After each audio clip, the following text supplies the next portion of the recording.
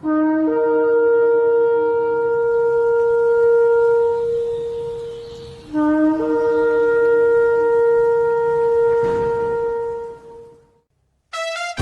morning, Jesus.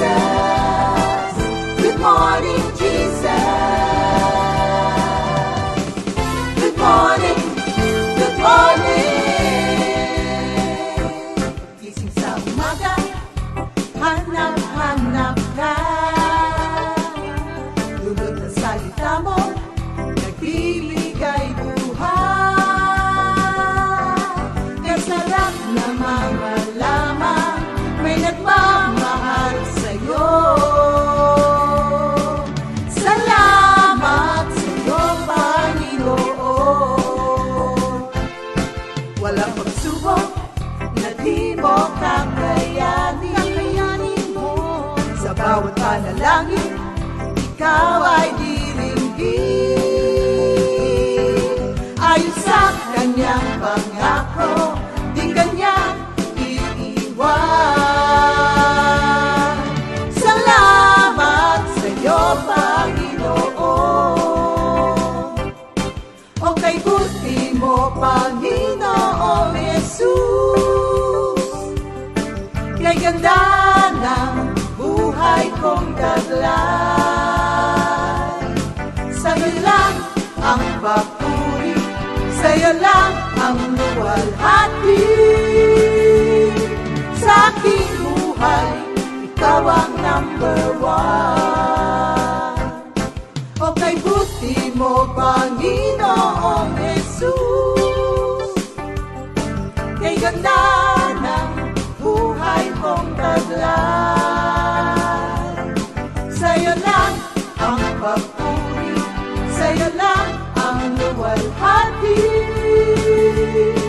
Sa aking buhay, ikaw ang number one. Sa aking buhay, ikaw ang number one. Sa aking buhay, ikaw ang number one. Gising sa umaga, hanap-hanap ka. Dulot ng salita mo, nagbibigay buhay. Kasarap na mga lamang, may nagmamahal sa'yo. Salamat sa'yo, Panginoon. Walang pagsubok na di mo kakayanin mo. Sa bawat panalangin, ikaw ay diringgin. Ayon sa kanyang pangako, di kanyang iiwan. Salamat sa'yo, Panginoon. O kay buti mo, Panginoong Jesus. Kay ganda ng buhay kong taglay. Sa'yo lang ang papuri, sa'yo lang ang luwalhati. Sa aking buhay, ikaw ang number one. O kay buti mo, Panginoong Jesus. Kay ganda ng buhay kong taglay. Sa'yo lang ang papuri.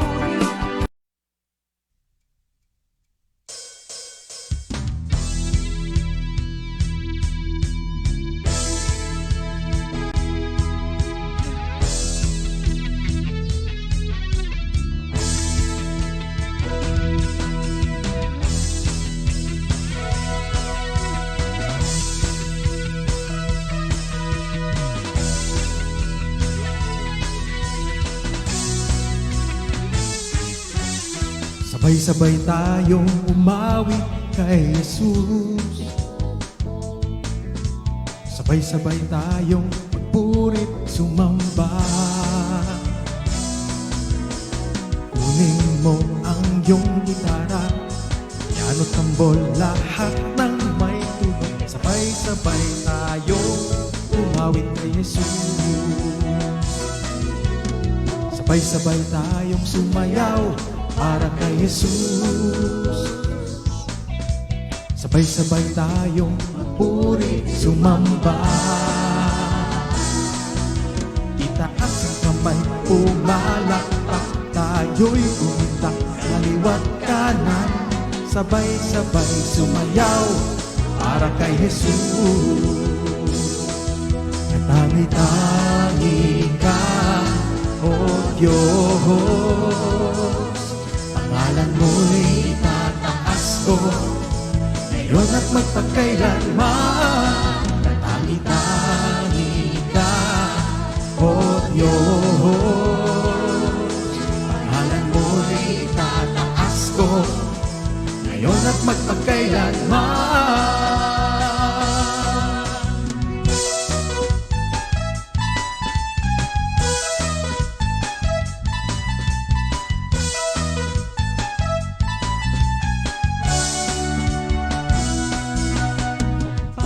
Mo ang iyong gitara, piano, tambol, lahat ng may tunog. Sabay-sabay tayong umawit kay Jesus.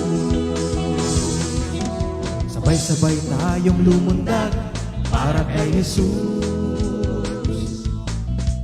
Sabay-sabay tayong magpuri, sumamba.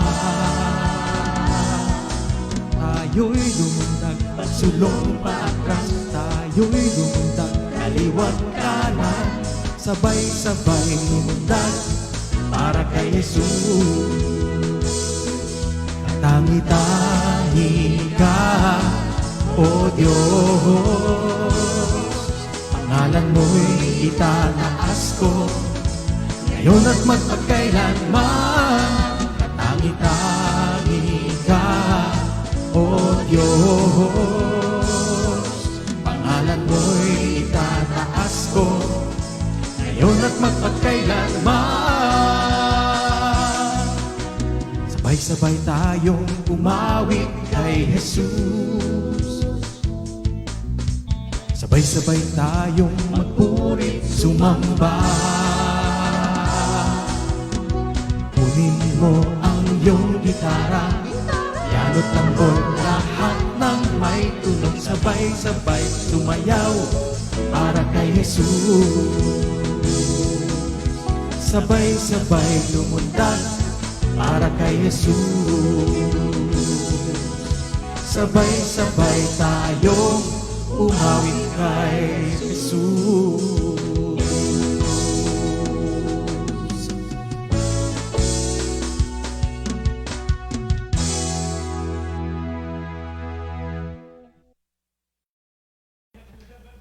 Good morning, Jesus! Good morning po, mga kapatid. Sabi ng kapatid ko kagabi, para bumaba BP mo, babaan mo yung energy mo sa GMJ. Ha? Hindi, si Heidi. Mamaya ko nababatiin ng aking kapatid. Good morning. Ha? Oh, mamaya pa yung mga birthday. Gusto niyo bang mag-pray muna ako? At bumati muna ako bago tayo bang batian ng may birthday? Napakaganda ng bungad po ng linggo, mga kapatid. It's a beautiful day because it's a beautiful life. Do you have a beautiful life? Yan. Ang beautiful life po na pinag-uusapan natin is not free from hardships, trials, ganon. Ang beautiful life po is how you view it. Kapag ka ang buhay ay tinitignan mo in light of God's Word, ay talaga namang ganda ng buhay, mga kapatid. Thank you, Lord. Alam niyo ba na maski ang buhay po ninyo na maraming problema ay kinaiinggitan ng iba? Bakit? Kasi yung iba may mga taning na. At least ikaw, kahit na may mga problema, walang taning ang buhay mo. Kaya, ako Diyos ko, maganda po ang buhay, mga kapatid. Kaya mag-pray na po tayo para lalong gumanda ang buhay. Thank you, Lord. Hallelujah. Lord, maraming salamat po sa nagdaang linggo na pinuno mo po ng biyaya ang aming buhay. Pinuno niyo po ng kakontentuhan, pag-asa. Salamat din po, Lord, sa pag-iingat po ninyo sa amin. At nandito na naman kami ngayon, Lunes na naman po, pambungad sa panibagong linggo na inaasahan po namin na ibibigay nyo rin po sa amin. At sa umaga na ito, Lord, kayo po ang manguna sa aming lahat.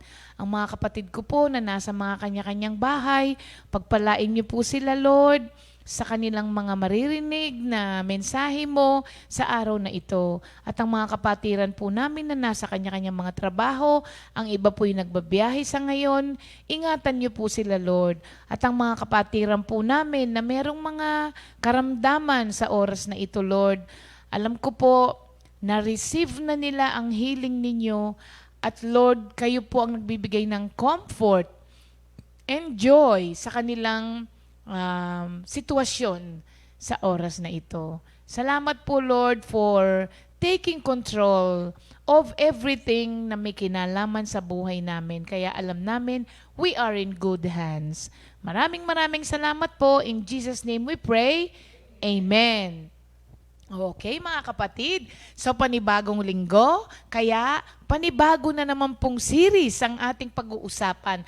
Alam niyo po, ako po, na-excite din ako dito sa series natin na ito na magagawa. Kasi ito po ay isa rin sa mga inevitable sa buhay. So, pag-uusapan po natin ang salitang brokenness. Ayan, mga kapatid. Ang ating pong verse,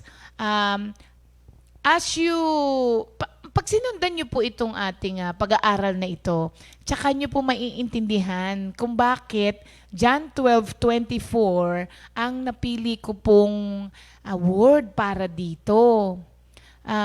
Actually, may awitin po ito, pero basahin ko muna. John 12:24. Most assuredly I say to you, unless a grain of wheat falls into the ground and dies, it remains alone. But if it dies, it produces much grain. May awitin po ito eh. Unless a grain of wheat falls deep into the earth, unless it dies, it remains alone. But if it dies, the harvest indeed is great. Hindi ko na alam kasunod yan. From this one seed comes 100-fold. Ang galing talaga ni Sister Sally, kaya inahanap kita kanina eh. Ulitin natin. Ang ganda po nito, mga kapatid.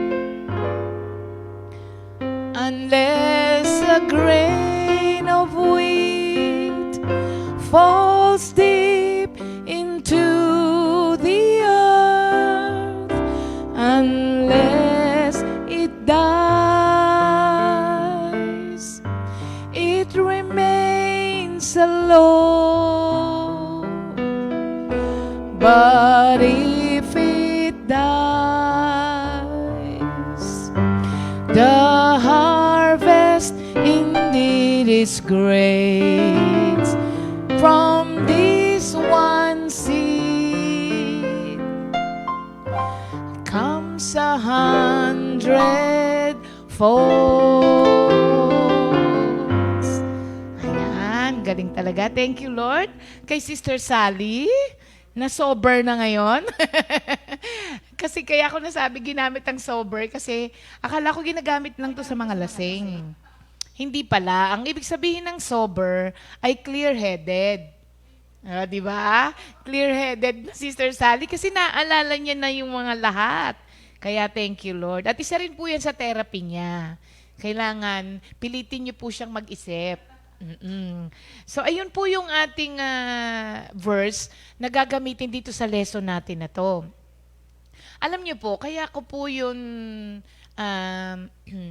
ginamit, hindi niyo po siya magigets ka agad sa umpisa. Pero bear with me, mga kapatid. At later on, malalaman nyo kung bakit yun po. Ang pag-uusapan nga natin, sabi ko sa inyo, ay tungkol sa brokenness. Hindi po kasi, no one makes it through life by avoiding it. Hindi siya pwedeng i-avoid. Kasi lahat tayo po ay dumadanas nitong brokenness na to. Ano ba itong brokenness? Dalawa po ang nakuha ko na meaning niya. Tignan niyo po kung alin ang applicable sa inyo, mga kapatid.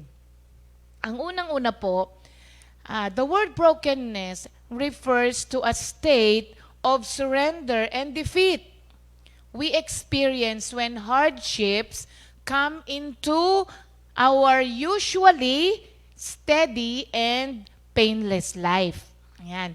Ito yung mga dumarating sa buhay natin, mga kapatid, na mga experiences na yung bang may buhay ka na panatag lamang, tapos maayos siya, tapos biglang merong trahedya na dumating o merong mga bagay na mga dumating sa buhay natin na parang gumulo yung dating maayos lang na buhay natin at panatag na buhay. Yun po ang isang ibig sabihin ng brokenness. Ang isang ibig sabihin naman po nito, mga kapatid, ito yung mga circumstances na i-encountered natin in life that makes us fall on our knees. Yung isa, may kasamang defeat. Itong pangalawa, hindi ka defeated, pero you will fall on your knees. Okay?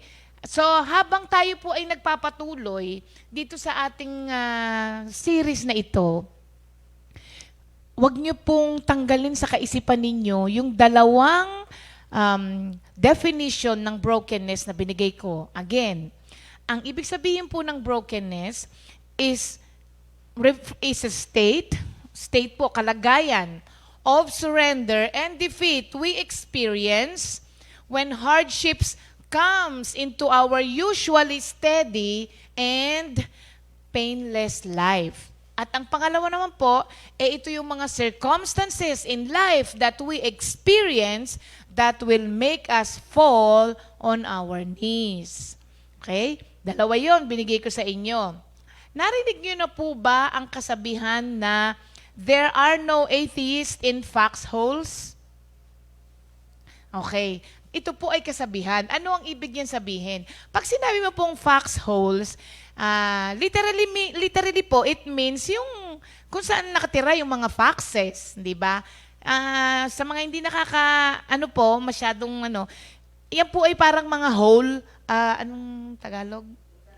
Butas. Butas sa lupa na lungga, ayon. Kung saan po nakatira yung mga foxes. No, tignan niyo na lang po sa Google para maano nyo. Ang isang meaning po nito ng foxholes, ito po yung pinagtataguan ng mga sundalo. Oo, pagka may gera.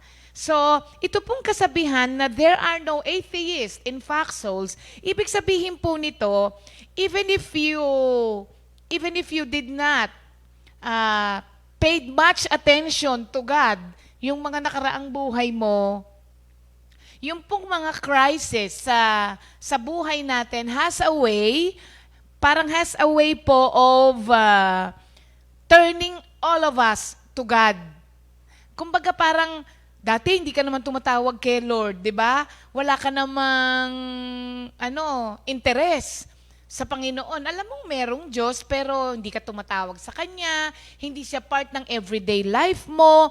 Pero yung mga nangyayari sa buhay natin, especially now, yung global global crisis na nangyayari sa buhay natin, yung mga tao na hindi naman dating interesado kay Lord, yung crisis na to has a way of turning all of them to Him. Bigla ka nga na yung mga napatawag na, Diyos ko, tulungan mo po ako. Tulungan mo po kami. Na dati-dati naman hindi mo tinatawag.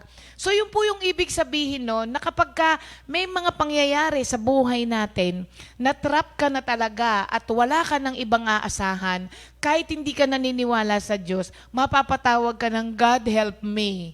Di ba mga kapatid?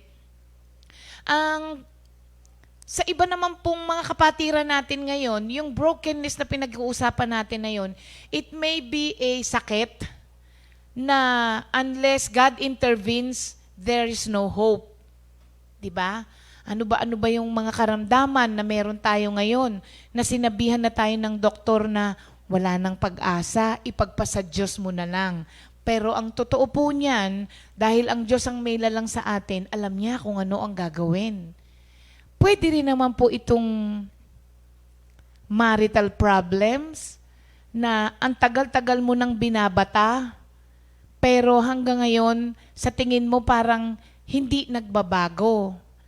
Pwede rin naman po itong wayward children or wayward family member na taon na ang binilang po ninyo, pasaway pa rin. Nagbibigay lagi ng problema sa buong pamilya. Pwede rin naman po yung kasalanan na itinatago-tago natin, like pornography, gambling. Pwede rin po yung anger, bitterness, di ba? Anxiety, lalong-lalo na ngayong mga panahon na yun. Mental health, ang maraming hinaharap ng iba sa atin nang hindi natin namamalayan. Yun po yung all of a sudden, bigla ka na lang malulungkot ng walang dahilan, tapos iiyak ka na lang, tapos tatanungin mo yung sarili mo, ba't ako naiiyak? Or hindi kayo makatulog, 2 araw na, dilat pa kayo. So maraming mga pwedeng dumaan sa buhay po natin na unless God intervenes, there is no hope. Ano ang kalagayan mo ngayon, kapatid? Minsan naman po, ang brokenness is a result of your sin. Kasalanan, our own sin, or kasalanan ng ibang tao. And other times po, it is the result of circumstances. Pero kahit anuman po ang problema na meron ka ngayon o kalagayan o dahilan ng iyong brokenness, sa mga panahon na to, you know that you need God's help. Excuse me. And you're calling to Him for help.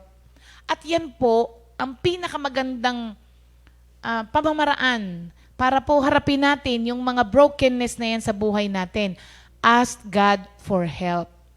Kaya lang minsan, hirap na hirap ang mga taong humingi ng tulong. Kasi, sabi nila, pag humingi ka ng tulong, sign of weakness. Di ba? So, hindi humihingi ng tulong yung iba. Pero sa mga ganitong pagkakataon, hinihintay lang po ng Diyos na magsabi po tayo sa Kanya. So, sabi ko nga sa inyo kanina, no one go through life by avoiding brokenness. Kasi we've all had it. Kung ilang taon ka na ngayon, kapatid, mabibilang mo na yung times na talagang broken ka sa buhay mo. At maraming pamamaraan para maging broken ng isang tao. 'Di ba? Ang mga nagkokos nga niyan, merong broken relationships, broken friendship, broken bones, broken dreams, hindi ba? Broken heart, oo. So, parang ito ay woven na sa humanity. Kumbaga yung yung woven sa Tagalog, yung nakaganon, knitted together. Parang kaakibat na siya, mga kapatid, na ito experiences na hindi po natin maiiwasan. Pero alam nyo, sa ating mga Kristiyano, ang ating brokenness makes us more intimate sa Panginoon. At kapag kayan po ay nagtulak sa iyo para maging intimate kayo ni Lord, God has a say on what you are experiencing.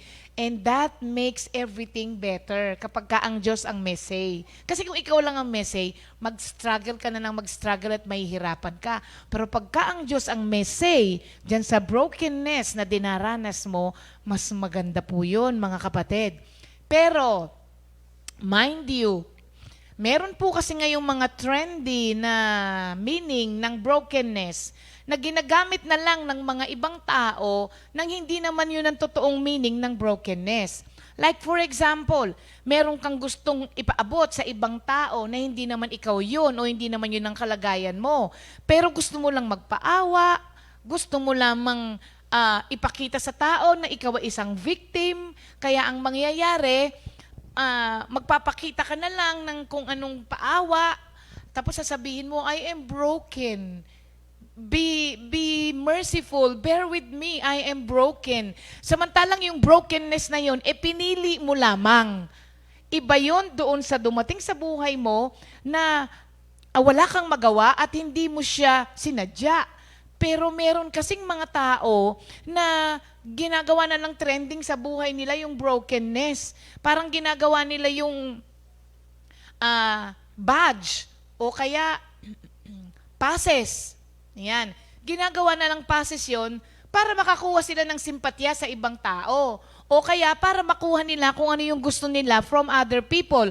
Kasi nagpe-play sila na victim. Kaya, huwag kang post ng post sa Facebook na parang kawawa ka. O kaya yung mga nagpaparinig ka, tapos sasabihin mo, I am broken. Ay, hindi po yun ang ibig sabihin ng brokenness dito na merong beauty. Ang pag-uusapan kasi natin din, sa mga darating na panahon, ay kung ano ang beauty sa brokenness. Meron bang mga basag-basag na may kagandahan ba sa isang bagay na basag-basag? Meron, mga kapatid. So, kung yung ikaw self-inflicted ang iyong brokenness, that is not what we are talking about here. Kasi yung self-inflicted brokenness, ikaw ang merong kagagawan nun at ikaw ang pumili nun. Na pwede ka namang maging hindi, pero pinapakita mo sa ibang tao that you are for self-centered interest. Ayun. Kaya pag-aralan nating mabuti ito, mga kapatid. Okay. Ngayon po, sa Bible, marami po rito sa Bible na mababasa kayo. Alam nyo ba, ang dami sa Biblia ng mga taong broken, pero ginamit ng Panginoon. Ang dami, pero may mga madadaanan tayong ilan para pag-usapan po natin yan. Pero, ano ba ang nagiging dahilan minsan? Bakit po tayo ay nagkakaroon ng brokenness? Unang-una po, sarili natin. Ang ibig ko pong sabihin dito, yung may mga nagawa kang mga kasalanan na alam mong mali, tapos kinausap ka ng Diyos, kaya yung pagsisisi mo, this is out of a contrite heart, na talagang sobra kang nagsisisi doon sa nagawa mong hindi tama, alam mo na nagkasala ka sa Panginoon. Kaya ito yung sinasabing broken before the Lord. Dahil pinagsisisihan mo, ito po'y nagli-lead sa humility, nagli-lead sa surrender and godly repentance. Alam mo kasi, ikaw yung may kasalanan. Alam mo kasi, sa totoo lang po, masakit na tignan ang sarili mo sa salamin kapag ka alam mong may ginawa kang hindi tama. 'Di ba? Anong ibig ko sabihin? Hindi po yung literal na titingin ka lang sa salamin, ha? Dahil wala naman taong ayaw makita ang sarili sa salamin. Pansin nyo ba, makakita lang tayo ng salamin, gaganyan tayo ulit. Kasi gustong-gusto nating nakikita ang sarili natin sa salamin. Ang sinasabi ko po ritong mahirap harapin ang sarili mo sa salamin kapag nakagawa ka ng kasalanan, ang ibig ko pong sabihin, mahirap umamin na ikaw ay nagkasala at ikaw ay mali. Mahirap aminin yun. Alam niyo po ba na isa sa mga salita na mahirap bigkasin ay I'm sorry? Pero ito po, kapag ginawa natin, ay magli-lead, sabi ko nga sa inyo, sa humility, surrender, and repentance. So yung personal brokenness na ito, tandaan po natin, kapag ka tayo ay nagkaroon ng surrender and godly repentance, this will lead or it becomes an opportunity for restoration. Kaya yung broken na yan na tao na nagkasala at inamin mo sa Panginoon na ako'y nagkasala at nagsisi ka, it will lead to restoration. It will be an opportunity for restoration. Kaya, ma-enjoy mo na po ngayon ang friendly relationship with your Creator. Kasi, nakapag-repent ka na. Pero habang hindi mo yun ginagawa at ayaw mong gawin, you will remain broken. Gusto mo bang mabuo ulit? Gusto mong maging whole ulit? Eh di ito po ang gawin natin, aminin natin yung pagkakasala natin, di ba? Alam nyo ba kung sino ang sobra na magganito ang mga pagbinasa po ninyo? Si Haring David. Nung kay Bathsheba, makikita natin, basahin nyo po yung Psalm 52, mga kapatid. Yun po yung naghihinagpis siya sa sobrang pagsisisi niya. At alam niya na siya ay nagkamali at na-displease niya ang Diyos. Basahin niyo po yung Psalm 52 at makikita niyo po kung ano ang spirit of a contrite heart na talagang broken before the Lord. Pag sinabi mong broken before the Lord, wala ka nang pwedeng ipagmalaki pa. Wala ka ng justification na gagawin, wala ka ng rationalization. Ang sasabihin mo lamang, sorry po Lord, nagkamali po ako, kasalanan ko po, patawarin mo po ako. Yun, mga kapatid, ang sinabing broken before the Lord. At ang perfect example po niyan ay si Haring David sa Psalm 52. Pangalawa po, isa po sa mga nagiging dahilan ng ating brokenness sometimes are other people who are also broken. Dahil hurt people hurt other people. Mulitin ko po. Hurt people, hurt other people. May mga tao po na kahit na minsan wala ka namang ginagawa, gagawan ka pa ng kung ano-anong mga bagay, mga kapatid. So, yung brokenness na ito ay dala ng ibang tao or ang nagiging dahilan at sanhi ay ibang tao din. Pero, wag po tayong mabilis na magsabi na, oo nga ikaw ang may dahilan kaya ako nagkaganito. Remember, all of us have been on both sides of the coin. May mga pagkakataon na tayo po ang naging dahilan kung bakit naging broken ng ibang tao. Dahil hindi naman po tayo perfect, mga kapatid. Meron din tayong mga taong nasaktan. Sabi ko nga sa inyo, we have been on both sides of the coin. May mga, nandun tayo sa side minsan na tayo ang nakakasakit. Maybe, unknowingly, di ba? Hindi natin alam, pero nakakasakit pa rin tayo nang hindi natin nalalaman. At dun sa other side of the coin naman, tayo ang ginawan ng hindi maganda na sobra po tayong nasaktan. Pero, sa Psalm 55, alam nyo, gusto ko pong basahin ito. Ito yung kay David na naman. Grabe po talaga si Haring David. Sa Psalm 55, ito po yung grief niya over a betrayal. Actually, it is a close friend's betrayal. Pag binasa po natin. Sabi niya, listen to my prayer, O God. Do not ignore my cry for help. Please listen and answer me, for I am overwhelmed by my troubles. Na-experience nyo na po ito? Alam nyo, na-experience na po namin ito. Ito po yung mga panahon na hating gabi na umiiyak ka pa. Dahil sa sobrang sakit ng nararamdaman mo na hindi mo naman alam kung ano yung ginawa mo to deserve that. And yet, ginawa pa rin sa'yo ng ibang tao. Tapos isip ka ng isip, bakit ba ginawa sa akin to? Ano bang ginawa ko sa kanya? Ba't niya ginawa sa akin to? Isip ka ng isip hanggang gabi, hindi ka makatulog, tas hindi ka na makakain, tapos iyak ka ng iyak. Ganito po yun, mga kapatid. My enemies shout at me, making loud and wicked threats. Ang sabi rito, they bring trouble on me and angrily hunt me down. My heart pounds in my chest. Nagpapalpitate na yung puso mo o kaya minsan parang dinadaganan na yung dibdib mo sa sobrang, nagsisikip na siya sa sobrang hinagpis mo. The terror of death assaults me.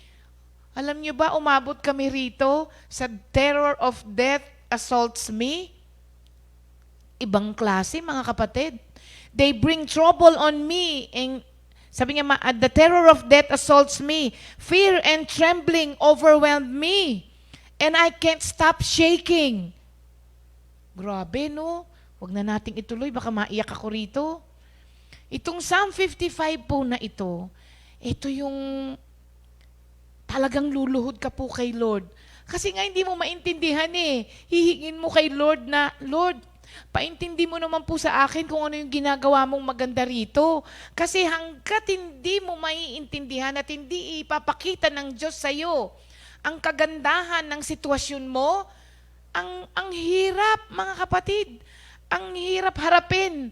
Ang hirap batahin. Kaya kailangan mo talagang lumapit kay Lord para i-explain sa iyo ng Diyos at ipaunawa sa iyo ng Diyos at makakagaang yun.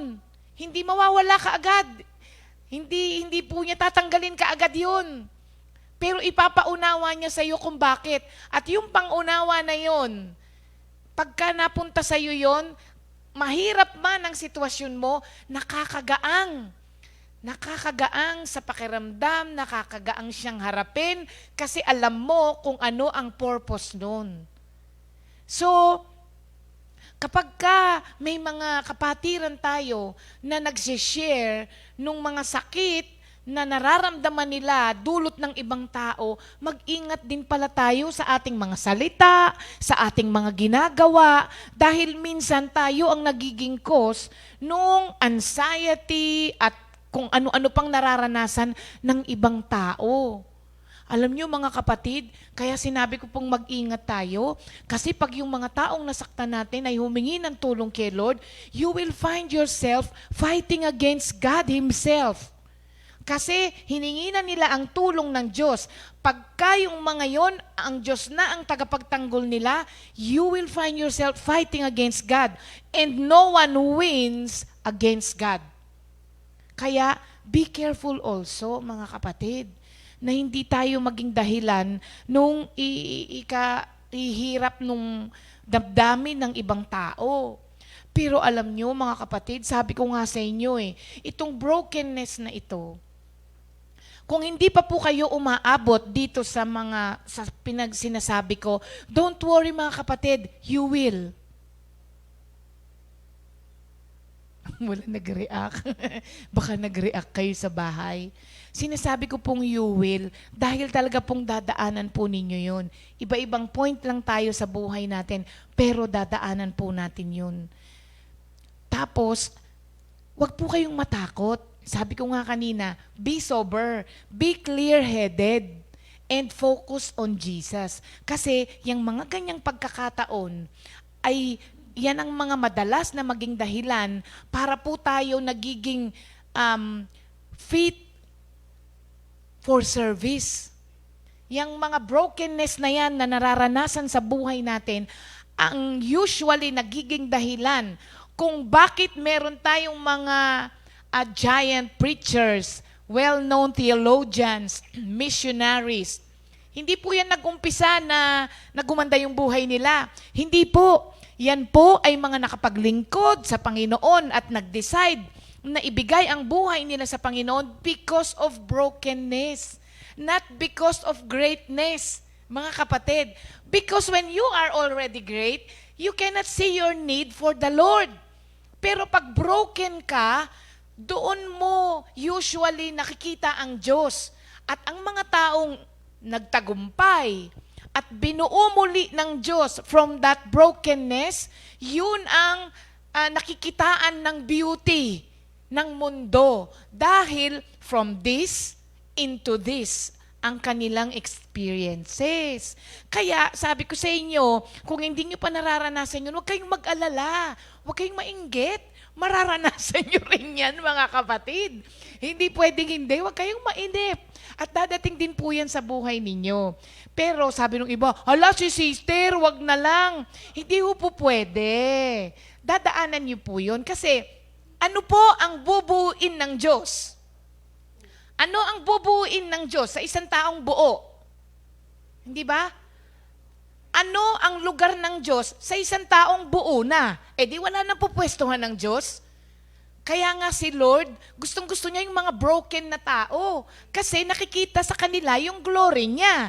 Dahil no one can put together the pieces of your life maliban sa Diyos. Kaya pagka sa isang broken na tao, basag-basag na tao, durug-durug na tao, tapos bigla na lang nakita ng ibang mga tao na, grabe, ganito yung nangyari dito dati ah. Paano yan naging buo? Doon mo ngayon maipapamala sa buhay mo ang glory ng Diyos. Kaya there is beauty in brokenness. At ang isang sabi ko sa inyo, huwag kayong matatakot. Alam niyo po kung bakit? Ang isang dahilan, alam niyo yung 2 Corinthians 4:7-10, yung sinasabi ko sa inyong beauty in brokenness, gusto kong basahin to sa Tagalog.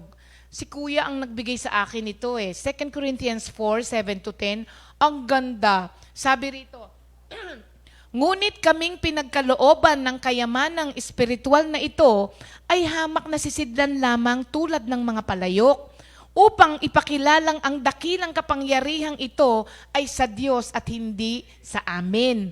Kabi-kabilaan ng paghihirap sa amin, pagpapahirap sa amin. Ngunit di kami nalulupig. Kung minsay nababagabag kami, ngunit di nawawalan ng pag-asa. Inuusig kami, ngunit hindi kami pinababayaan ng Panginoon. Napapabagsak kami, ngunit di tuluyang napapatay. Lagi naming taglay sa aming katawan ang kamatayan ni Jesus upang sa pamamagitan ng aming katawan ay mahayag ang kanyang buhay.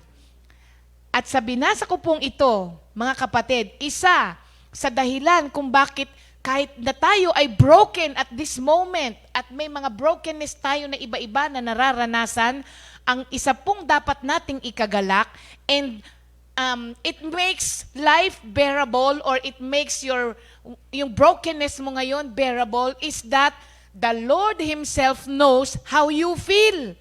Sabi ko nga po sa inyo, dalawa ang meaning. Yung binanggit ko kanina ng brokenness. Yung isa, merong defeat and surrender na factor dahil hindi mo na kaya. Pero yung isa ay mga circumstances sa buhay natin that makes us fall on our knees. Alam niyo po ba, ang Panginoon ay alam niya ang nararamdaman natin? Bakit po kanyo? Nung alam niya ang daranasin niyang kamatayan sa krus, ano po ang ginawa niya sa Gethsemane? Lumuhod siya. So yung kakaharapin niya na alam niyang hindi mahirap because that time ay siya ay flesh. Human, mga kapatid. Kaya hindi nalilingid sa Diyos ang mga nararanasan nating sakit, yung ating mga pighati, sa mga brokenness na yun sa buhay natin, alam niya. At ipinamalas din po niya sa atin kung ano ang dapat gawin. Lumuhod din siya at nagdasal siya at sumigaw siya kay Lord. Parang sinabi rito, yung di ba yung kanina, sisigaw ka talaga na, Lord, help me. Hindi ka pwedeng hindi sumigaw, mga kapatid, na Lord, help me. Hindi mo pwedeng hindi masabi kay Lord yon. Even Jesus Christ said, baka naman po pwedeng hindi ko na to daanin. But because His being human, kasama at hindi nawawala yung kanyang pagka-Diyos, ang sabi po niya, your will be done in my life. So yung human side, sabi niya, baka pwedeng Lord, baka naman po pwede. Pero yung God side niya, sabi niya, your will be done.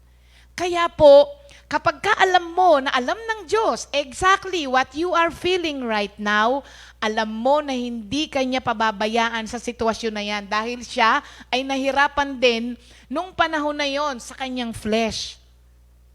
Kaya alam niya kung anong tulong ang ipaabot sa iyo. Kaya mga kapatid, ang ganda nito. Sabi ko sa inyo, maganda to eh. Maganda siya na mahirap, pero maganda siya. Maganda siya, mga kapatid. At this will make you a strong Christian, fitted for service in the ministry. Kasi pag hindi mo to dinaanan, hindi ka magiging effective. Why? Paano? Anong sasabihin mo doon sa mga taong broken na makakaharap mo in the future? At sasabihin sa iyo, anong ginawa mo? Ano ang mapapayo mo sa akin sa kalagayan kong to? Sasabihin mo, sorry, hindi ako dumanas dyan eh. Paano yan? Naalala ko, Sister Sally, paano maging ganyan? Ay, umuwi ka na. Wala ka naman palang maitutulong sa iba. So, dadaanan natin ito. At babalik po tayo that the same help you receive from the Lord is the same help that you can share to other people. O diba? Hindi na ako titigil, mga kapatid. Sabi ko nga sa inyo noon last week pa ako, excited dito eh. Huwag kayong mag-alala, mahaba pa to. But for now, hanggang dun muna tayo. Dahil 9:00 na. Abangan nyo po ito. Dahil ito po'y kailangan natin everyday, mga kapatid. Para hindi po tayo laging complain ng complain, question ng question kay Lord, bakit? Oo, para tumigil tayo sa ganung kalagayan. Para ang magiging question na natin, after this, alam nyo, ang magiging question na natin, Lord, samahan mo ko dito sa experience kong ito. Ganun na po. At Lord, ituro mo po sa akin kung ano ang gusto mong gawin sa akin sa pamamagitan nitong mga dinaranas ko. And that makes lahat ng mga dinaranas natin bearable. Ano mga kapatid? Hindi man siya mawala, bearable siya. Ayan. Thank you, Lord. Ano? But, oo nga. I live by your grace. Yan, magandang awitin yan dito sa natin. Once I was broken, but now you made me whole. Not on what I did, but on what you have done for me. I thank you, my Father. Yan ang magiging nyo. After nung series natin, yan ang magiging natin. Theme song na natin sa brokenness natin. Thank you, Lord. Ayan. Pwede po akong magsalita hanggang 1 oras dito. Kasi nga, ang ganda-ganda nga niya. Oo, thank you, Lord. Bukas po, abangan nyo mga kapatid, yung ating pagpapatuloy. Nag-i-enjoy ako talaga sa pag-aaral. Oo, nag-i-enjoy po talaga ako. Minsan si pastor, sabi niya, ako muna para mapahinga ka. Pero hindi niya alam, nag-i-enjoy po ako. Hindi sa pag-aaral, lalong-lalo na kapag kayong talagang naranasan mo. Ayan. Thank you, Lord. Okay. Ngayon, babati na tayo. Happy birthday sa aking kapatid. Happy birthday sa aking kapatid na si Barangay. Oo, Barangay tawag namin. Ayaw niya nun, si Tucci. Happy birthday, Tuts! Ayan, si Heidi. Birthday niya ngayon. Tuts, happy birthday. May Lala Move naman eh. Wag mo kalimutan ng ate mo. Happy birthday sa'yo. Ayan. Birthday din ngayon ni Brother Leo Aquino. Pag taga Chicago, Leo. Brother Leo, Sister, naku, birthday ni Ina nga pala ngayon. Asan si Ina? Ina, happy birthday! Oo nga, dahil birthday naman ni Ina, hindi na ako bubunot. Di ba? Siya na mamayang konti ang ating tatawagin. Ina! Alam ko, bubusugin tayo ni Ina mamaya. Ano daw? Bawal daw sa relihiyon na Ina manlibre. Ikaw talaga, Terry. Okay, hindi. Magpapakain yan si ina. Ano ka? Generous yan, no? Yes. Oo. Share niya yung blessing niya sa atin. Yan tuloy. Lumalampas yung mga ano, hindi ko nababasa. Happy birthday, ina! Sister Olive de la Cruz. Aba, happy birthday, Sister Olive. Sister Teresita Reblesa. Happy birthday po. Sister Maricel Javier. And Brother Kim Biadoy at Brother Leo Aquino. At kay Bright Sky Dikitanan. Ang ganda naman ng pangalan niya. Apo ba yan ni Sister Nani? And happy anniversary kay Brother Arnel and Sister Vicky Badwa ng ating Isabela Outreach. Ayan. Happy birthday po sa inyo and happy anniversary, Jam. Happy birthday. Happy birthday. Happy birthday. Happy birthday. Happy birthday to you. Happy anniversary. Happy anniversary. Happy anniversary. May the Lord God bless and keep you. May the Lord's light shine upon you. Happy birthday to you.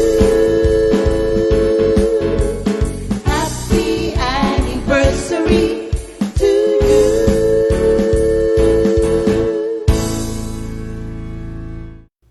Happy birthday and happy anniversary.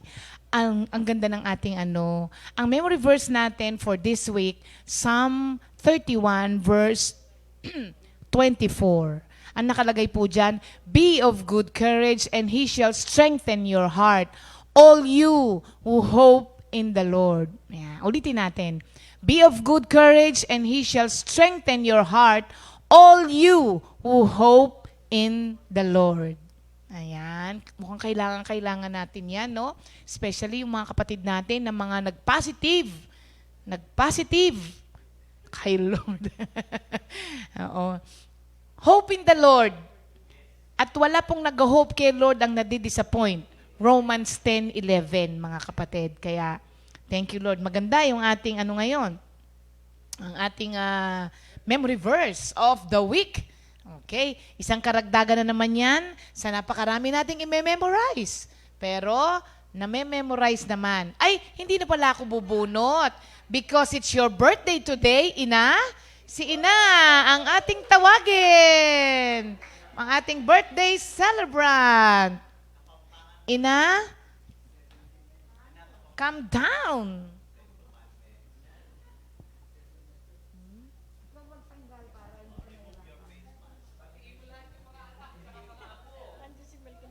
Ay, ganon. Oo nga. Thank you, Lord. Good Ayan. morning. Magandang umaga sa aking buong pamilya. Thank you, Lord. Nagpapasalamat ako sa Panginoon na ngayon ay araw ng aking kapanganakan. Hi! Ilang taon na, Ina? 65. Oh, wow. Ang bata. Oo. Ang prayer ko nga kay Lord, kasi kahapon nag-prayer meeting kami doon kila nanay. Umabot na marami pang 65. At yun nga makita Marami ko. pa? Yes. Isang beses lang, Ina. Kasi kung 65 again, 65, 100 ano na yon. At Wala na- saka, yung prayer ko pa kay Lord, yung makita ko pa yung magiging pamilya ni Mon. At Wow. saka yung apo ko sa kanya. Thank you, Lord. Mm. Wag ako kabahan. Thank you, Lord.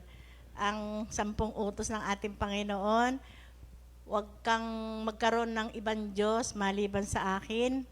Huwag kang yuyukod o sasamba sa anumang Diyos-Diyosan.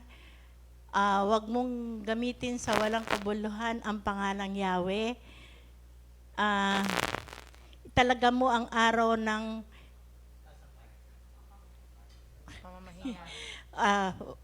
italaga mo ang araw ng pamamahinga para sa akin.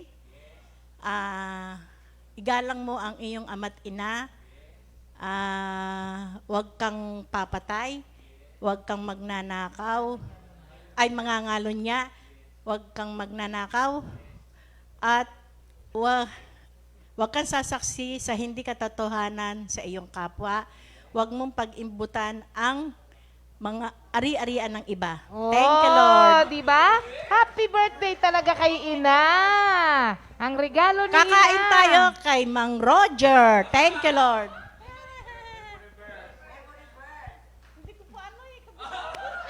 Birthday naman niya eh. Bayaan nyo na. Regalo na natin sa kanya yon. Birthday niya yon. Oo. Uy, para kay Ina, malaking accomplishment yon. 10 Commandments. Minsan alam niyo po, dito sa loob namin, minsan po nakakalimutan ko na senior na palang yung mga edad. Kasi nga, ang lalakas. Di ba parang si Kuya Ernie, si Tanene. Hindi kasi nakakalimutan ko nga na senior na nga pala. Kasi malalakas pa. Tsaka mga mukhang bata. Oo. Isip. Batang isip pala no? Hindi nga, malalakas po sila tsaka hindi halata yung Si Pastor nga pagka nasa labas kami, kailangan pa namin ipakita yung senior card niya. Para sabihing senior siya. Uy, sino magsasabi niyan sa asawa ko kung hindi ako? Hindi, totoo po yun, mga kapatid. Ayan. Thank you, Lord. Diba? Ang gagaling talaga ng ating mga kapatiran, no? Oo. 3 sila. Hindi ba? Tig-3. It doesn't matter. Yan ay ang mga faithful. Alam nyo, sa totoo lang yung iba napagod. Mga kapatid, where is your persistency? Ang ginawa nung iba, si Ninong Lito, sabi niya, hindi naman ako natatawag padala ko na lang, ni-record niya yung kanyang Sabi ko, Nong, wag kang susuko, matatawag ka rin yan, wag kang Kaya Ninong Lito, mag-go ka pa dyan. Mag-game ka na dyan. Hindi ko patutugtog yung mo, yung ni-record mo. Gusto ko kasi live. Oo, dapat live. Lunes na Lunes, mga kapatid, ang lolobat ng mga kapatiran natin. Sister Josie Nacional, game na. Di ba? 3 lang sila. Pagsamahin na muna natin.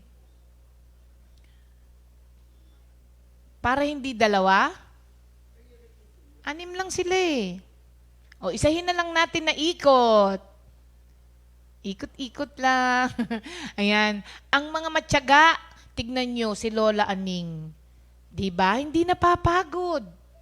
Ang tagal-tagal na ni Lola Aning, hindi napagod. Si Sister Glo Garcia. Sabi nila, it comes with the age. Hindi po.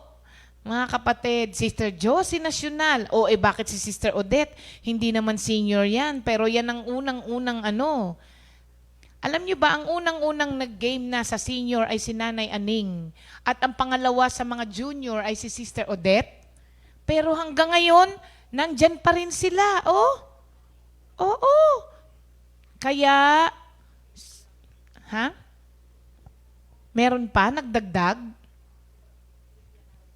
Si Sister Olive Caray. Sige, spin na natin yan, Sister Jam.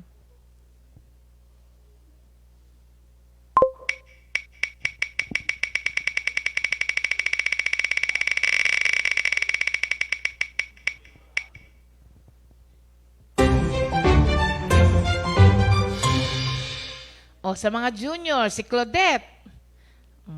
Wala kayong magagawa dahil ang mga Garcia family ay talagang laging nakatutok. Kanino ngayon ako tatawag? Kay Iper uli. Kay Iper ulit. Oo. Good morning po sa lahat ng mga kapatiran natin dyan at mga manggagawa. Sa mga Toledo, Gelido, Riosa, Cabral Clan at sa Garcia Clan. Good morning! Aba naman talaga, Iper. Bless na bless ang mga anak mo. Asa na si Odette? Sige, sasamahan natin ang pambili ng gatas yan. Oo. Hello! Aba, ang laki mo na. Kamukha mo yan, Odette, ah. Oo. Okay, eto si Odette. Anak po ni Brother Mar Garcia. O, bati ka muna, Odette. Hi, good morning po. Good morning po sa inyong lahat. Thank you, Lord. Ayan, sige. Oo nga, ang lakas ng signal. Okay, Odette, alam ko, ready ka na. Go! 10 Commandments. 1. I am the Lord your God. You shall have no other gods before me. 2. You shall not make for yourself an idol. 3. You shall not misuse the name of the Lord your God in vain. 4. Remember the Sabbath day by keeping it holy. 5. Honor your father and your mother. 6. You shall not have murder. 7. You shall not Commit commit adultery. adultery. You shall not steal. You shall not give false testimony against your neighbor. You shall not covet. Thank you, Lord po. Hey! Ang galing naman, ha? Na-memorize ni Odette. Sige, meron kang panggatas. Okay. Papadala na lang, ha? Message mo yung GCash number mo. Okay, sige. God bless. Congratulations. Bye-bye. Thank you, Lord. Pumayat si Odette, ano? Thank you, Lord. Siguro isang senior. Sige, alisin mo na muna yung hindi senior. Oo. Oo. Hindi ko kasi pwedeng kasi matatagal na rin yung iba. Oo. Kasi naano sila eh. Nadi-discourage sila kapag pumipili tayo eh. Hindi naman ako matatawag, sasabihin nila. Oo. Okay. Ayan na, si Ninong Lito. Nong, very good yan, Nong. Malay mo, ikaw ang tawagin ni Lord ngayon, di ba? Okay. Palakasan ng prayer yan. Thank you, Lord. Okay, Jam.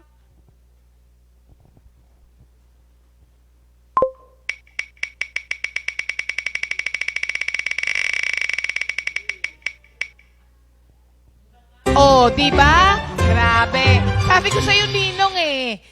Sinasabi ko na nga ba eh. Tamo? Persistency pays off. Kaya kailangan, ano lang, sige lang tayo ng sige. Okay, Ninong, ayan na. Oo. Kasi alam mo, may gitara pa yan eh. Kaya excited siya kapag nakakabuo siya ng ganyan.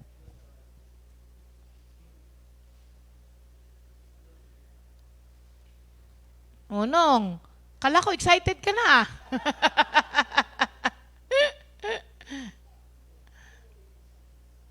Tignan mo to si Ninong. Nakatayo yung mga buhok ko. Oh, ayan na! Nong! Good morning! Good morning! O, diba? 4 years? Oh. Morning. Oh, Nong, bati ka. Sabi ko sa'yo eh, matatawag ka din eh. Maghintay muna tayo. 1, 2, 3. Binabati ko lahat ng mga kapatiran ng gandang umaga, lalo-lalo na kay Lord. Nong, natawag ka ngayon. 1, 2, 3, 4.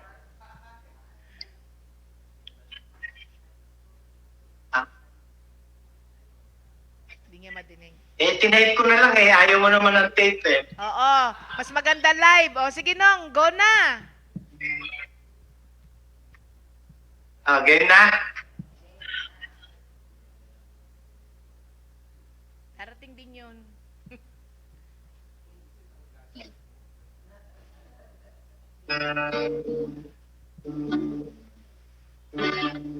Medyo namamalat ako ngayon eh. Wow. May disclaimer.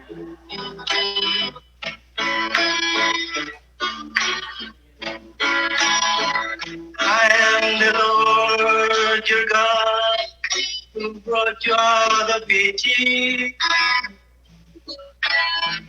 You shall not have a strange God before me. You shall not take the name of the Lord your God in vain. You shall not make it. Remember to keep holy the Lord's day. Honor your father and your mother. You shall not kill. You shall not commit adultery. You shall not steal. You shall not bear false witness against your neighbor. You shall not covet your neighbor's wife. You shall not covet your neighbor's good. The Ten Commandments of God. Yay! The Ten Commandments of God. Yay! Thank you, Lord. Thank you, Lord. Oh, yan, Nong, ha? Ang galing. Ready yan. Kaya, Nong, ilan na ang premyo ni Ninong Lito na nandito? 2 na, Nong, ang inyong premyo na nandito. Papadala na lang namin kay Brother Jeff. Kayo po ay merong Adidas na t-shirt. Yan. Congratulations, Nong. Thank you, Lord. 1, 2, 3, 4. Oh, yeah. 5. Bye-bye po. Ayan. Thank you, Lord, kay Ninong Lito. May disclaimer pa siya, no? Bago siya nag-umpisa. Malat pa siya sa lagay na yon. Kaya siya excited kasi may tono na siya, tapos na-memorize pa niya. Kaya na-excite yung mga kapatid natin. O yan, di ba mga kapatid, malay niyo po, kayo po ang matawag, huwag kayong susuko. Okay, thank you Lord po sa ating mga kapatiran na nag-memorize ng 10 Commandments at may mga tono pa yung iba. Kaya glory to God. Tomorrow po ulit, abangan po natin. At ngayon naman po, dako tayo sa New Song of the Week. Ito po ay kay Inday Jamie. Direct from Bohol. Alam nyo, siya rin ang nag-compose. At alam nyo, yung sinasabi ko sa inyong beauty in brokenness, ito po. Itong awitin niya na to ay born of her brokenness. Kaya dito po siya nakakuha ng hugot, hindi, ng encouragement and comfort sa awitin na ito. Pakinggan po natin si Inday Jamie from Bohol. At ito nga pala ay arranged by Brother Bob. Bob Mitra. Bob. Halika na, bati na tayo. Punta ka na dito. Miss na kita. Thank you, Lord. Maganda po ito mga kapatid, kaya panoorin natin at abangan nyo rin po yung susunod na magbabahaging kapatiran natin. Alam nyo po, yung mga isinishare ng mga kapatiran natin ay born of their brokenness also. Ang hirap pong aminin ng mga brokenness na yan na pinagdaanan natin, pero that's what makes us beautiful. Ayan, kaya abangan nyo po yung magbabahagi rin.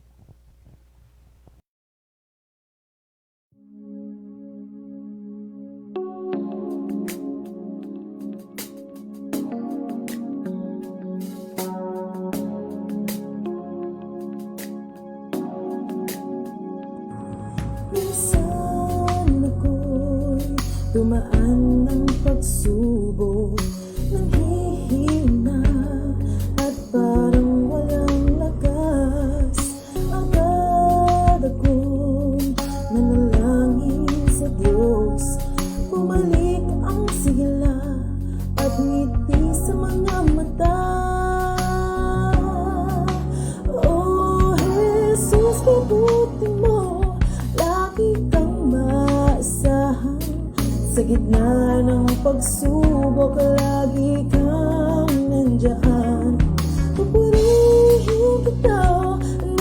puso't kaluluwa.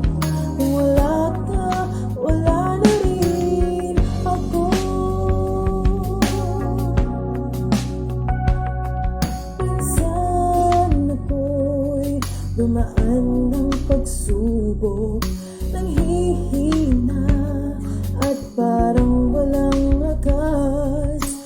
Agad akong nanalangin sa Diyos, bumalik ang sigla at ngiti sa mga mata. Oh Jesus, mabuti mo, lagi kang maasahan. Sa gitna ng pagsubok, lagi kang nandiyan. Pupurihin kita ng puso't kaluluwa. Kung wala ka, wala na rin ako.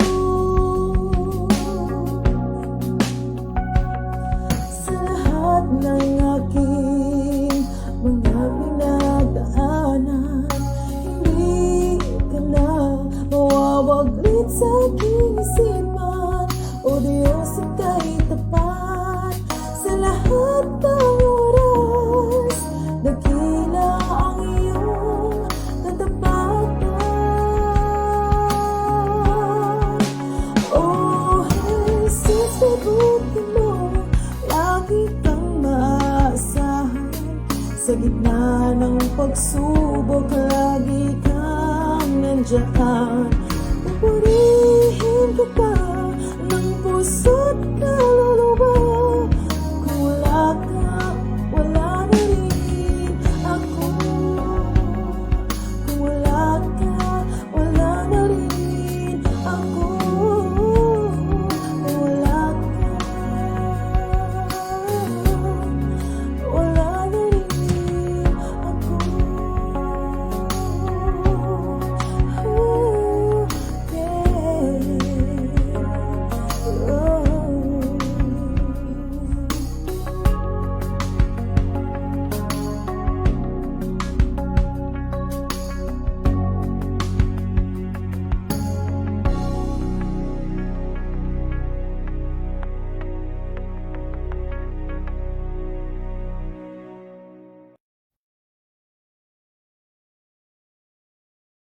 Morning ng nanonood ngayong umaga. Good morning, Jesus! Good morning po sa lahat ng nanonood ngayong umaga. Bago po tayo magdiretso, mag-pray po muna tayo. Thank you, Lord. Thank you, Jesus. Muli, Panginoon, papurit pasasalamat po ang binabalik namin sa inyo.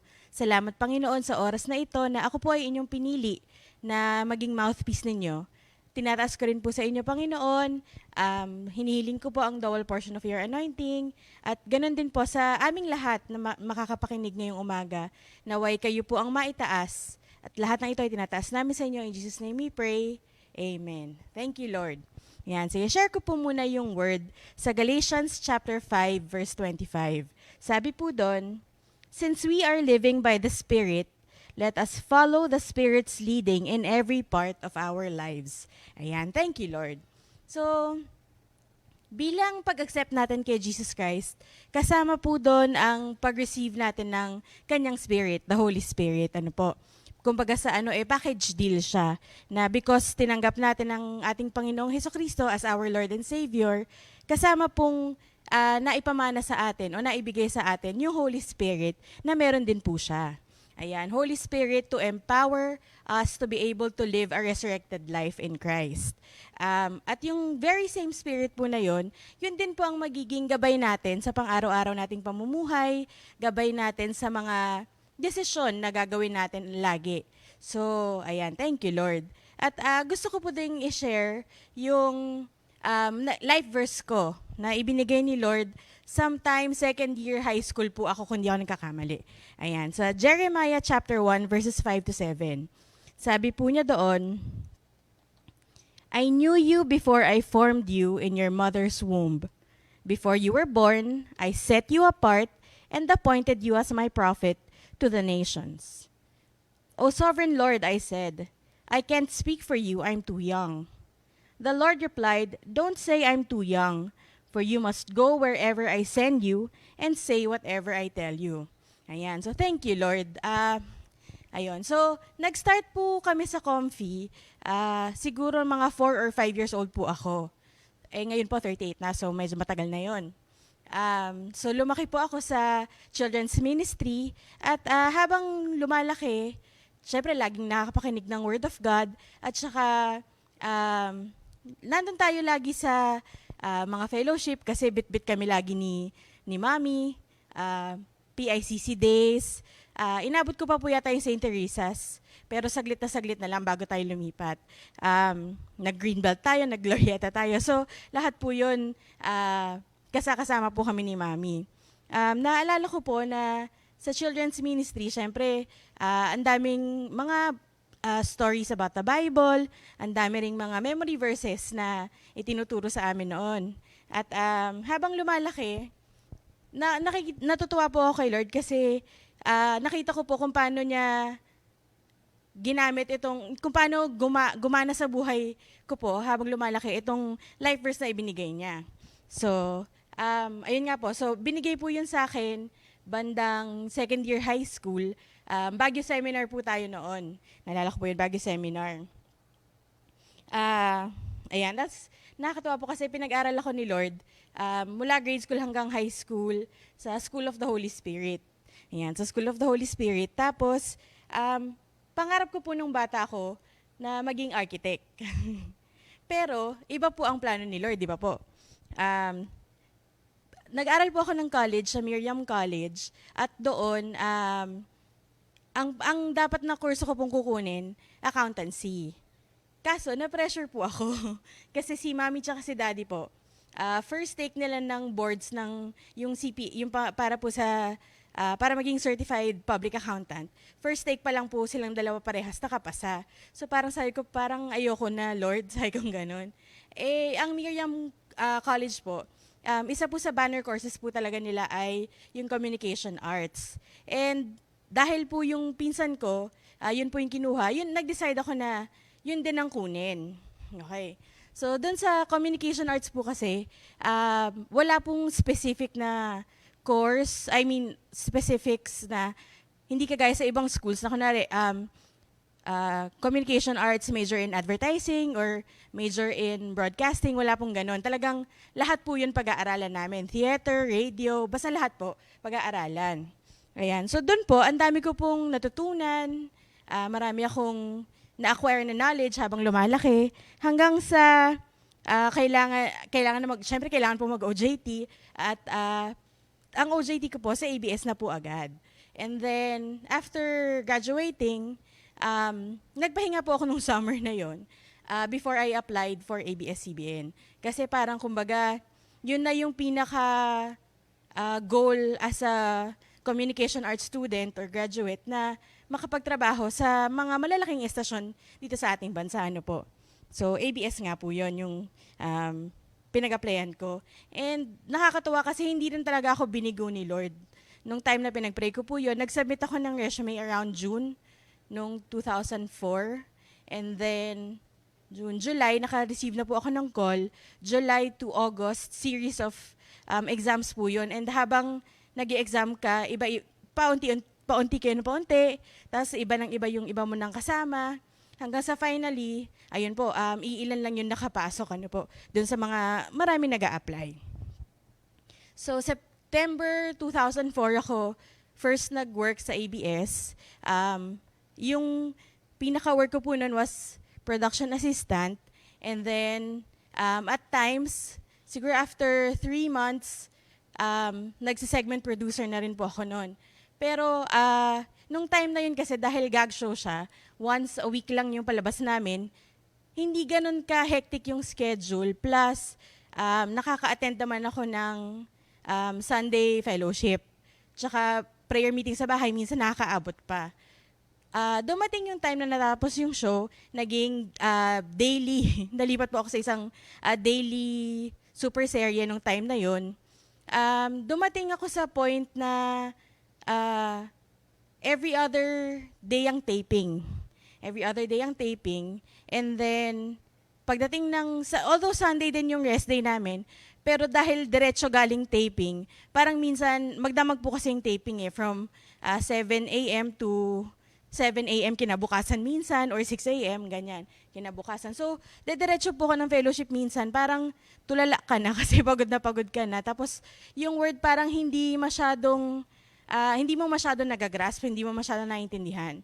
So, sabi ko, although malayo din po kasi yung difference ng pay ng weekly show versus daily show. Kasi doon po, ang bigay sa amin is kung per taping day.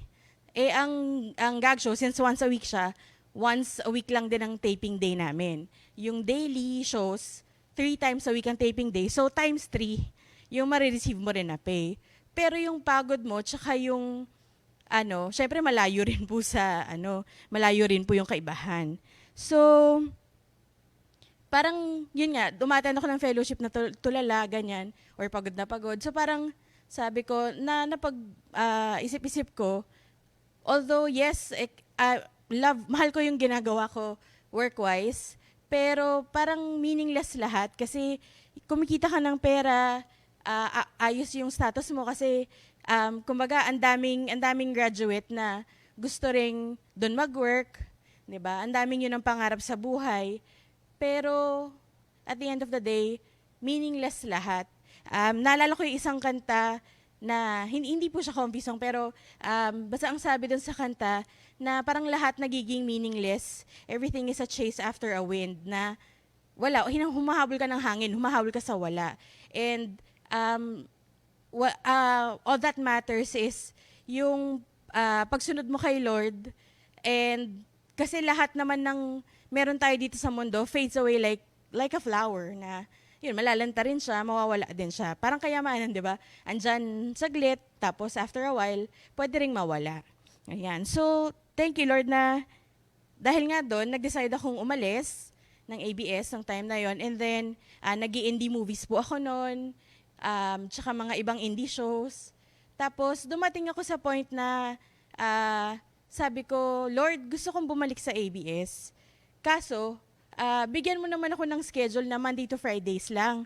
Para yung Saturday and Sunday, patuloy pa rin po ako makapaglingkod sa inyo. Kasi nung simula high school po yata or college, nung nagsa-start na po ako talaga magturo sa CSM. Ayan, so sabi ko para yung oras ko para sa'yo, andun pa din. May service pa din ako para kay Lord. So, binigay niya sa akin yung word sa Psalm 32, verse 8, sabi niya doon, the Lord says, I will guide you along the best pathway for your life. I will advise you and watch over you. After niya pong ibinigay sa akin yung word na yun, wala pa pong 1 month, naka-receive po ako ng tawag from a former colleague sa ABS na kailangan nila ng rarakit. And then, ayun nga, nakabalik ako, rumakit po ako nung time na yon. At nilipat ako ni Lord. After nung racket na yon, sinabi sa akin na, wag kang kukuha ng ibang trabaho, gagawin ka namin ng posisyon. So thank you Lord na nakabalik ako nung time na yun sa ABS, sa ibang department naman. So from production, napunta naman ako sa acquisitions department. Itong department na to, sila yung mga namamahala nung mga binibiling programa from Korea, from Mexico, basta lahat po ng kahit yung mga Filipino or foreign movies, lahat ng ina-acquire ng ABS, kami po yung namamahala doon. Part po nun is yung mga paglalapat ng Tagalog doon sa mga palabas. So, pinarakit din ako ni Lord ng voice dubbing. At kumbaga, yung lahat po ng natutunan ko sa a total of 5 years ko sa ABS, plus yung mga trabaho sa labas ng ABS, lahat yun, alam ko inallow ni Lord para ma-acquire ko yung mga skills na gagamitin. Yan, thank you Lord. So dumating yung 2011, birthday ko po nun, tapos sabi ko, Lord, mahal ko naman at masaya pa rin ako dun sa ginagawa ko. Pero alam ko kasi parang more of self-gratification siya na in a sense na gusto mo kasing syempre bilang nandun ka sa career na yon, gusto mo pang lumago yung career mo, gusto mo pang may mas maabot. Pero it's a bit of parang, nape-please pa ba kita, Lord? Ito pa ba yung gusto mong gawin ko? Tapos, doon niya po ibinigay sa akin yung John 15:13-16. Pero 16 na lang po yung bibigyan ko ng diin. Sabi doon, "You didn't choose me, I chose you. I appointed you to go and produce lasting fruit so that the Father will give you whatever you ask for using my name." Okay. So sabi ko, Lord, sige po, bumalik dun sa, kung matatandaan niyo po yung life verse ko, na parehas may appointed you. Ayan. So, bumalik. Sabi ko, sige Lord, so ano pong gusto niyong gawin ko ngayon? Binigay niya po sa akin kasunod yung sa 1 Corinthians chapter 3 verses 5-9. Sabi dito, "After all, who is Apollos and who is Paul? We are only God's servants through whom you believed the good news. Each of us did the work the Lord gave us. I planted the seed in your hearts, and Apollos watered it. But it was God who made it grow. It's not important who does the planting or who does the watering. What's important is that God makes the seed grow. The one who plants and the one who waters work together with the same purpose, and both will be rewarded for their own hard work. For we are both God's workers, and you are God's fields, you are God's building." Ayan. So thank you, Lord. Sabi ko, okay po, Lord, gets ko na po yung gusto niyong ipagawa sa akin. Kaso sabi ko, Lord, paano po yan? Kasi nung time po na yon, nung January, nung year na yon, kakakuha ko lang po ng laptop. So sabi ko, wala naman po akong ipon talaga, sa totoo lang. Sabi ko, Lord, paano yan? Paano po yung laptop? Paano ko mababayaran? Tapos, so March po yung birthday ko nung binigay sa akin yung word. End of April or early week of May, meron po kami biglaang bonus na hindi namin ine-expect. And it was enough to pay for kung magkano pa yung dapat ko pong bayaran sa laptop plus tithes. So sabi ko, okay Lord, sige po. Lord, kailangan ko rin po ng papalit sa akin. Kasi medyo malaki yung may iwang trabaho and napaka-unchristian naman po na parang bigla ka na lang mawawalang parang bula or mag-aawol o whatever. So sabi ko, Lord, kailangan ko po ng kapalit. And after June, July, August, bandang mga August po, nagpadala na po si Lord ng 2 papalit sa akin. Kasi medyo malawak din po yung, marami po yung load na hawak ko. So hindi kakayanin ng isa, baka mabigla siya. So ayun, thank you Lord na nagpadala po siya ng kapalit. Kaya nag-full-time po ako October 2011. Yan. So nung nag-start po ako dito sa Comfy, before pandemic days, ang main work ko aside from sa CSM, syempre yung mga admin works, yung tumutulong sa preaching department sa pagsischedule ng prayer meeting, pamimigay ng transpo, pagkakailangan po nagsusupport sa mga ibang workers sumasama sa prayer meeting, ganyan. And also, syempre pag kami mga events po tayo, anniversary, concert, ganyan, na kailangan ng technical na assistance, ayan, doon po ako tumutulong. Ngayon, during pandemic, mas pinalaki ni Lord yung responsibility na ibinigay. At ito nga po, dahil di ba nagla-live stream na nga po tayo every day, doon ko po nakita ngayon yung lahat ng inalaw ni Lord na ma-acquire ko na skills na magamit for His greater glory, for His greater purpose. Sabi nga, everything the Lord allowed me to experience, prepare po ako para dito. And kung noon, sabi nga, di ba, ang tawag dito, before entertainer ka ng tao dahil doon sa work, ngayon po, it is more of to evangelize. So yun po yung nakita ko na talagang kung dati ginagamit ka para mapasaya lang yung mga tao, ngayon, kaligtasan yung parte ka nung para makapagdala ng kaligtasan sa mga tao na nakikilala pa lang si Lord. Ayan. So in conclusion po, una, di ba, yun nga yung life verse ko po na sinet niya ako apart to be a prophet to the nations. Na ngayon, because of yung technology nga natin, wider yung reach natin na naabot natin maraming tao. And dun sa ABS, di ba, ang pinaka logo, kumbaga parang in the service of the Filipino worldwide. Ngayon po, ang kapalit, in the service of God and fellow Christians worldwide.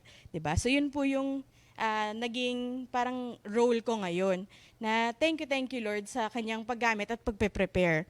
So lahat ng kumbaga from personal worldly desires or goals or purpose, pinalitan niya ng heavenly or godly desires na mas makapag-bring ng good news sa tao. So, thank you Lord. And sabi nga, doon sa binasa natin, na kapag ka narinig mo yung calling mo, yung pagtawag sa'yo, tumugon tayo. Kasi yung Holy Spirit po, tinutulungan tayo na maging empowered Christians at magawa yung mga dapat nating gawin sa resurrected life na ibinigay sa atin. Ayan, thank you Lord. So, mag-closing prayer na po tayo.